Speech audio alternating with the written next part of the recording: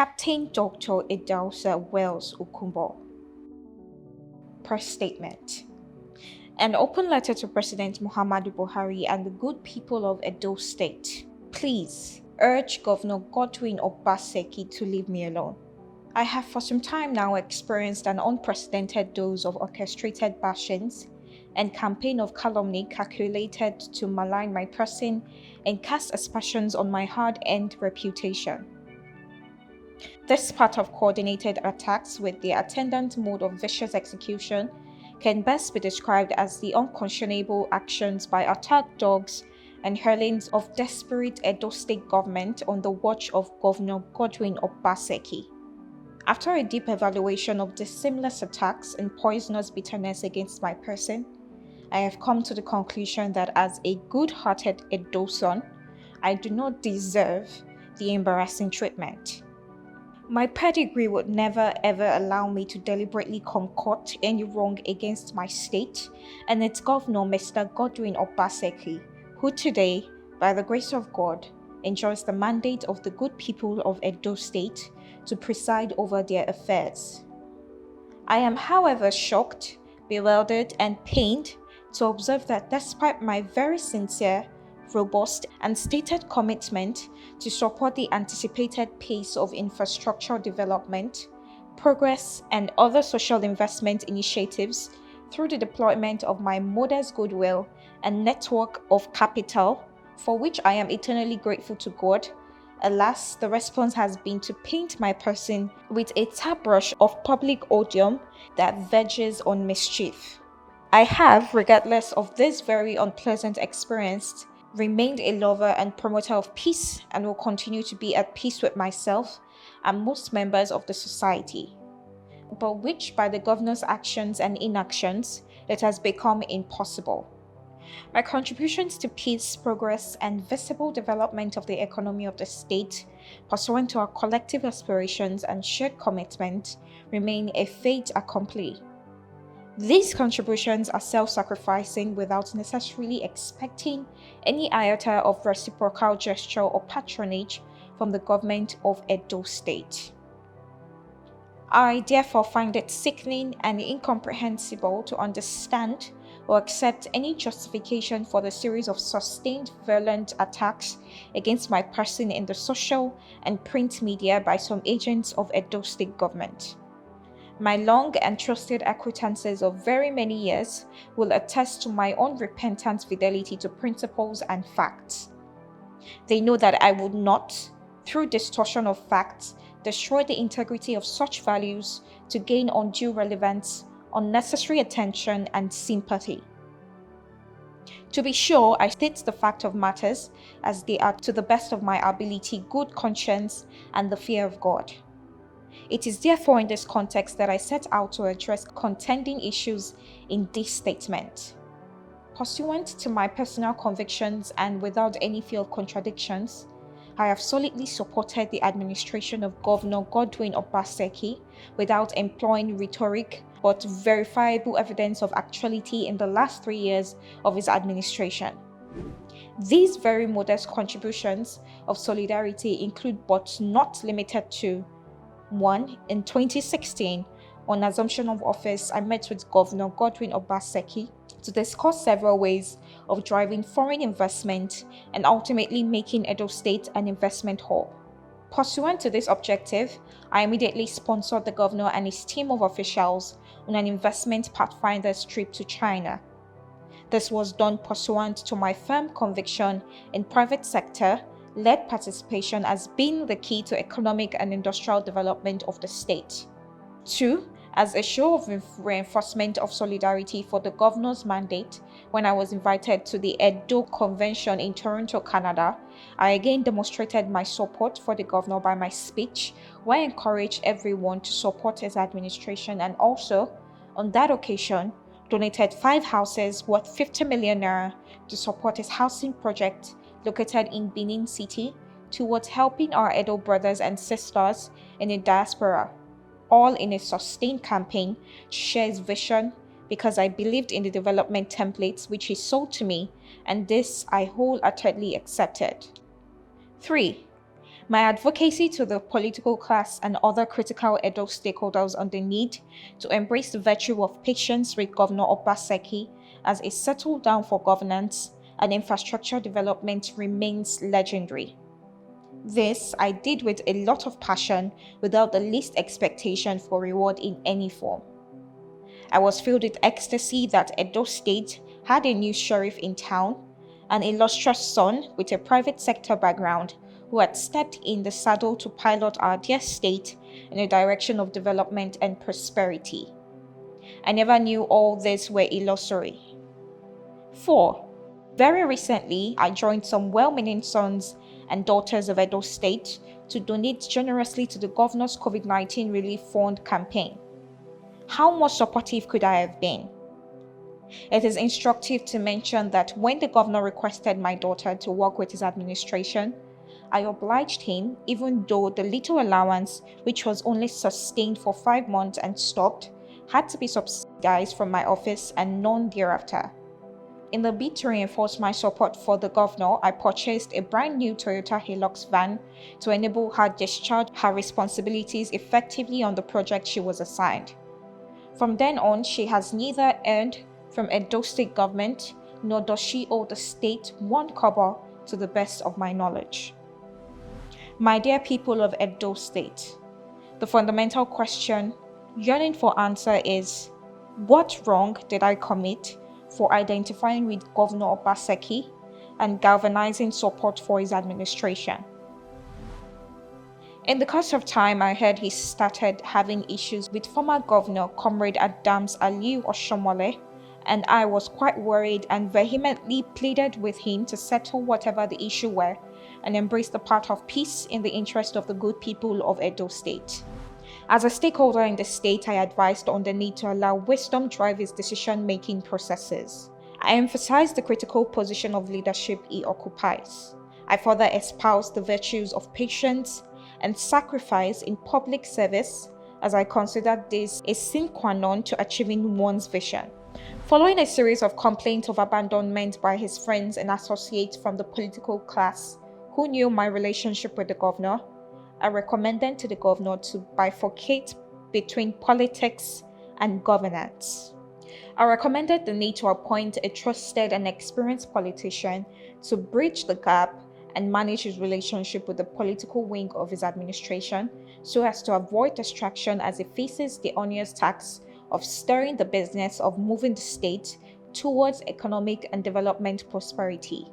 He, however, rejected my proposal and insisted politicians were rooks and would not patronize them or see them in government house. Governor Obaseki told me without mincing words. He emphasized he would not be moved an inch about their responses or feelings on this particular issue, reiterating he did not need their support either. He told me clearly that he was not interested in pursuing any second-term agenda. At the time, I spent almost 3 hours of my precious time in the governor's house, explaining to him the need to build synergy between him and Comrade Adams Oshomole, the then APC national chairman, in the best interest of the development of our state. He was blunt that he was not interested in any peace talk and that he was embarking on a fight to finish with Comrade Oshomole. Again, to prove that he meant every word of his threat, he sent a mutual friend to me that night when I got home with a warning that I should steer clear from the ensuing fight between him and Comrade Oshomole, else it would inflict severe collateral damage on me. In fact, I was stunned by this message, yet I put a call to him the next morning to confirm the veracity or otherwise of this message delivered to me by our mutual friend. He confirmed it. It is, however, interesting as an aside to mention that Deputy Governor Philip Shoaibu, who I have always known as Comrade Adams Oshomole political son, did not, on his part, help matters. While efforts were on by various personalities for reconciliation, he announced that Comrade Oshomole should be arrested by the police. Following a series of very disturbing, ugly, unacceptable developments, I decided to hands off the matter. Indeed, I felt I had done all I could possibly to engender a peaceful atmosphere for governance and development of our state. To God, my Father in heaven, I am speaking the truth and would have no reason whatsoever to do otherwise. I am blessed beyond measure and expectations to His glory. My pedigrees remain an integral influence on my conduct and character. I have always believed in the virtues of hard work, uncommon service delivery, powered by exceptional personal integrity. These are the values I remain totally and irrevocably committed to. My passion for lifting the quality of lives of our people and developing our environment remains an existential imperative for me. I am also totally committed to supporting our traditional and rich cultural heritage, which is the pride of the average Edoma. For my age, I am stoutly and irrevocably committed to certain intrinsic values that include but not limited to honesty, integrity, peace, progress, and support for humanity. Faith in God gives meaning and purpose to human life. Now, to hazard a guess as to why I became a target of unconscionable attacks by agents, some of whom have claimed to be working for Edo State Government, it is true that overtures were made to me by well-meaning Nigerians from within and outside Edo State to run for the office of governor in 2020. I made them realize that there are several ways one can be of service to his people, not necessarily by holding public office, and that I am satisfied with the business trajectories that I had charted for myself right from the outset and wasn't interested in the office of the governor. I believe on getting this hint, the governor decided to bear his full fangs, seeking to tear me apart. He did not want me to run for the position, yet he never sat with me at any point in time to solicit for my support and vote for his second term bid. The only time he made a remark about the governorship to me was at a reception in Lagos, where he mockingly addressed me as an incoming governor, which I immediately dispelled and told him, like I was telling others, that I wasn't interested in the office of the governor. Coincidentally, on that same day that the reception held in Lagos, the story of the Nigerian Port Authority's move against my company SAA was published in this day newspaper. The story insinuated I was interested in the Edo governorship race, and numerous reports have come back to me that Obaseki was the one behind all of that. As God would have it, while in the company of some friends in the governor's house in Benin, on one occasion, I confronted him that he was the one behind the attack on my company. In a bid to defend himself, he put a call through to someone in Lagos and perhaps mistakenly left the phone speaker on. He asked the person at the other end, "Why is the MD of NPA worrying Captain?" And the man replied, "Godwin, I thought you said this man was fighting you. The MD of NPA is fighting your battle for you." I quickly told him that I had caught him. On this occasion, I had witnesses, and if further probed, names could be mentioned. Secondly, Governor Obaseki was the chair of the National Economic Council's ad hoc committee on oil theft and pipeline vandalism, and I got a feeler that a damaging report was going to be written about my company by the committee. I was then given an opportunity to address the committee on the matter to defend my company and its job. My defense was excellently delivered, but at the end of the day, when the report came out, it was still damaging even when I had complied with my threshold and responsibilities. It is sad that Governor Obaseki has been paranoid about me even before he became governor, for reasons best known to him. I have since got to know that the disagreements between Comrade Oshomole and myself during his 8-year administration in Edo State were orchestrated from the background by Governor Obaseki, who was at the time chairman of that administration's economic and strategy team. But with patience, maturity, and forgiveness from Oshomole and myself, we were able to once again rekindle the spirit of brotherhood and trust in our relationship. So I keep wondering what Oshomole must have done to Governor Obaseki to make it impossible for him to embrace reconciliation such that he would irrevocably commit himself to the project of pulling Oshomole down from the top of the very high mountain Olympus, according to Honorable Patrick Obahiegbo, just because he had state power and resources. As my people would say, "Nawao." In the face of all this development, I had maintained a high sense of equanimity without taking it out on the governor. I stayed out of their politics and made it publicly known I was not interested in the office of the governor because I knew from the outset that these attacks were largely politically motivated. I guess there were also shades of envy involved. Validation. There was an occasion where the governor wanted to frustrate the president's visit to inaugurate my greenhouse farm in Benin, and I had to reach out to the president directly to please oblige me on this occasion to inaugurate my farm, only for the governor to call me that the president would not come out of his car. Of course, I knew that was improbable. However, the movement of the Army Week celebration to Maiduguri was what then made it impossible for the president to come for the inauguration, since that was the main assignment that the president was on a visit to Benin to accomplish. That singular act had discouraged me from the expansion program for my farm, coupled with the fact that the governor had earlier pleaded with me to do a proposal on fish farming, which I directed my junior brother, who runs my farm, to embark on.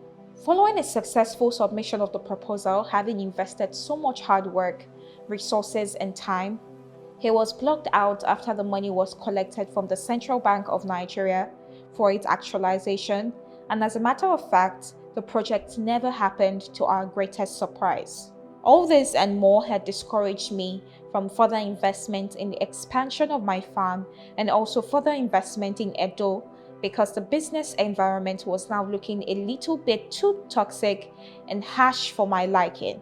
When Pastor Osage Izeyamu returned to the All Progressive Congress APC, Governor Obaseki and his man attacked me for facilitating his return to the party, which came as a surprise to me.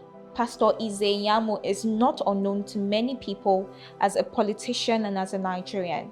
Everyone knows he has his constitutional right, like everyone else, to join any party and legitimately play politics. So why attribute his return to me? My dear people of Edo State, what have I done wrong to deserve the barrage of invectives being ceaselessly hurled at me by agents of the state government, even for the purpose of argument? Don't I have a right to associate with and support a candidate of my choice?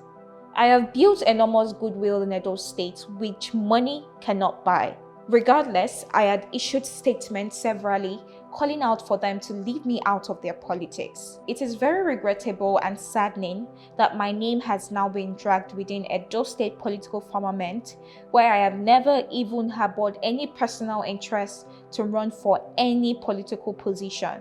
I wish to make this save my soul appeal to all well-meaning Edo indigenes and Nigerian citizens both at home and in the diaspora to tell Governor Obaseki to stop these continuous attacks on me, my family, and my business.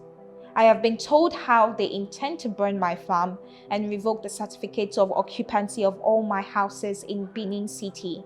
I have already alerted the police to this heinous plot.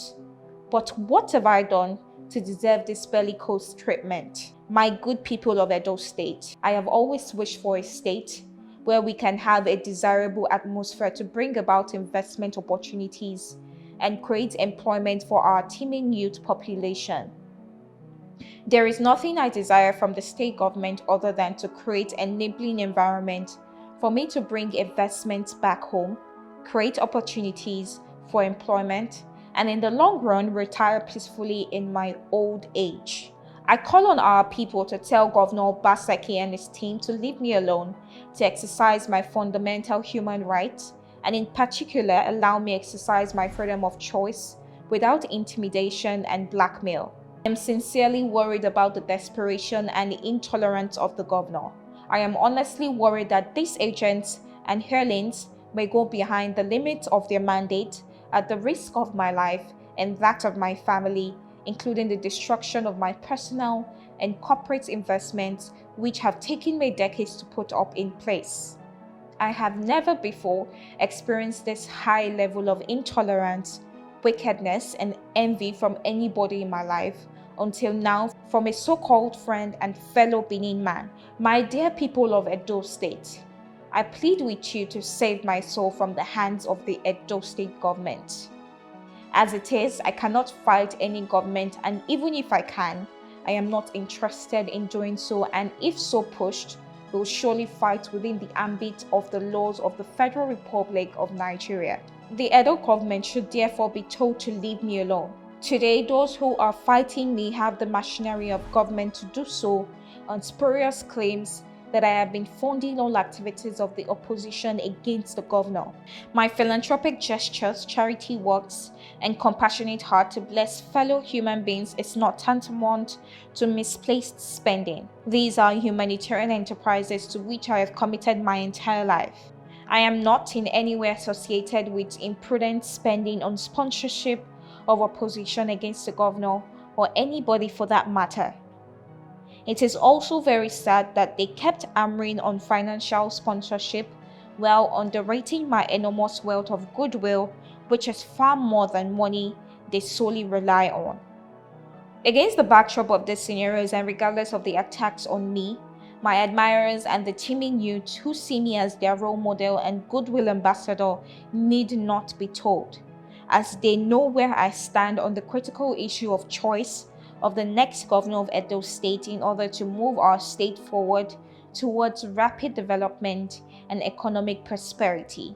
If therefore, on the basis of my personal conviction and the exercise of my fundamental rights of association and choice, Governor Obaseki and his team carry through their threat to burn my farm and revoke the certificates of occupancy of my houses in Benin, it will be a worthy price to pay for my conviction and the courage of my choice. It is imperative for me to categorically state that if that indeed happens, it will only facilitate my resolve to excuse myself from Benin as long as this wickedness remains directed at my person, family, and businesses. I also believe that our dear state has had a fair share of discriminating treatment in opposition politics as witnessed during the Oshiomhole era. It is therefore important that Edo State reorders its priorities and works in concert with the federal government rather than drift once again to the oppositional flank. This press statement, which I have tried to make as detailed as possible, has become necessary in order to present my case to the good people of Edo State to enable them to know what I have been going through in my sincere effort to galvanize support for the Obaseki administration. It is pathetic that our state, under the Obaseki administration, has become a laughing stock, a butt of jokes about violence, disrespect for processes, rule of law, and outlandish character assassination being the order of the day. We must rise to reject these negative profiles. I am sincerely wondering that since the last election and the atmospherics in Idahosa State, where we had ex-militants, have become more peaceful than what is playing out in Edo State. Even in the face of the COVID-19 pandemic challenges, there is a need for collective reasoning to embrace peaceful conduct.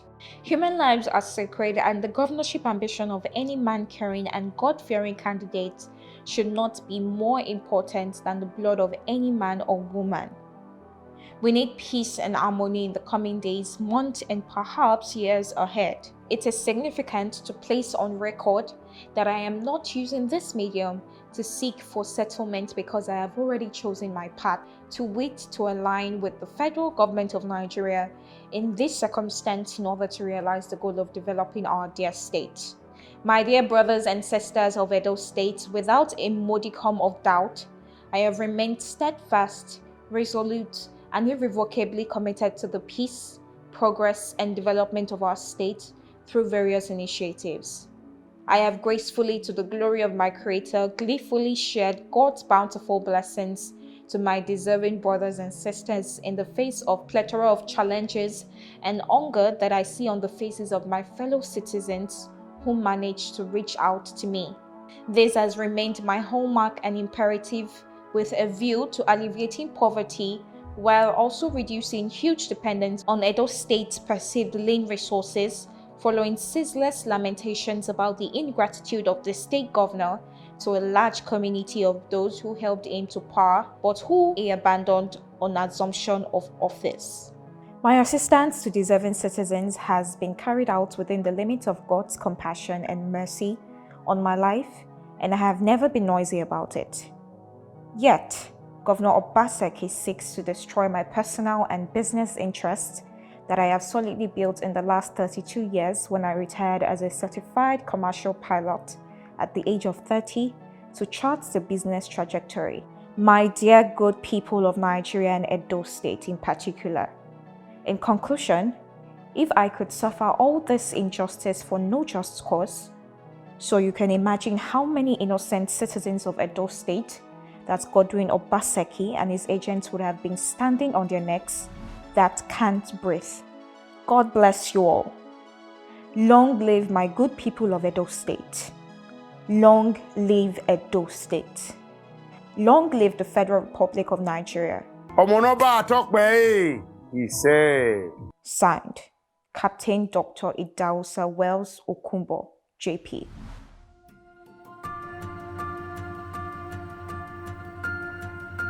Captain Dr. Idahosa Wells Okunbo, a retired commercial pilot and a business magnate with a business profile spanning over 30 years.